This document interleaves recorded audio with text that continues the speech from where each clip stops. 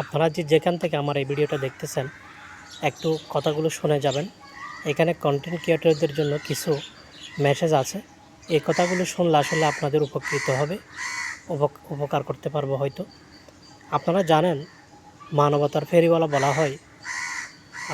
আমরা যদিও নাম দিয়েছি মানবতার ফেরিওয়ালা জুয়েল ভাইকে, মোজাহের ভাই এবং এখানে মাসুদ আছে সৌদি আরবের, যিনি সৌদি আরব থেকে আসার পরে যিনি সবাইকে সহযোগিতা করতেছেন, এবং বিল্লাল ভাই আছে, অসংখ্য আরও পেজ আছে, দেলে ভাই আছে।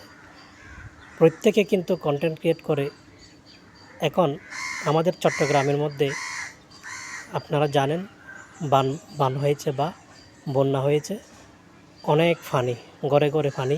বাঁশখালী, সাতকানিয়া, বিশেষ করে চট্টগ্রামের অনেক জায়গায় পানি হয়েছে, প্রায় 50% জায়গা তলিয়ে গেছে।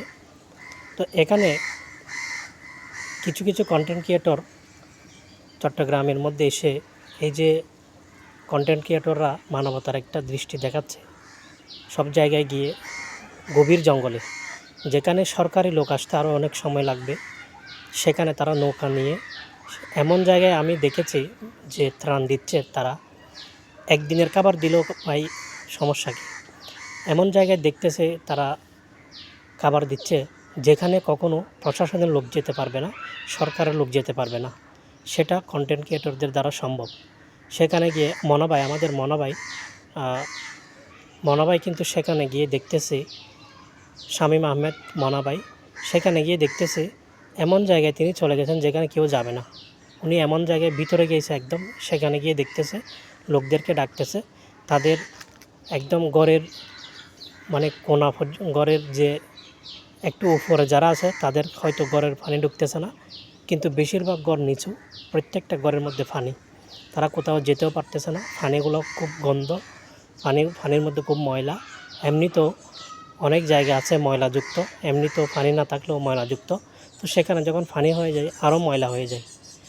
এখন এতগুলো কথা বলার কারণ এটাই, আমাদের চট্টগ্রামের বাসায় কালকে একজন সব মানবতার ফেরিওয়ালাদেরকে বকাবকি করতেছে, গালাগালি করে বলতেছে, তোরা পয়সা ইনকাম করস, তোরা নিজেদের পকেট বাড়ি করস। আরে নিজেদের পকেট বাড়ি করলে তোমার কি?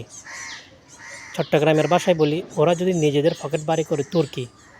তুই তো সবসময় দেখি কন্টেন্ট বানাস, তুই তো দেখি সবসময় গালাগালি করস, আর কোনো কাজ নাই। আসলে তোকে কেউ ডাকতেছে না, তো তোর মার্কেট নাই, সেজন্য তুই সবাইকে এখন কন্টেন্ট ক্রিয়েটররা কেন। আর কন্টেন্ট ক্রিয়েটররা যদি কারো কাছে যদি কেউ 100 জনে যদি কেউ পয়সা পাঠায়, সেটা তো তাদের ব্যাপার, তারা দেখতেছে বিষয়টা, বিলিভ করে তাদেরকে পয়সা দিচ্ছে, তারা সেটা সবার মাঝে বিলিয়ে দিচ্ছে।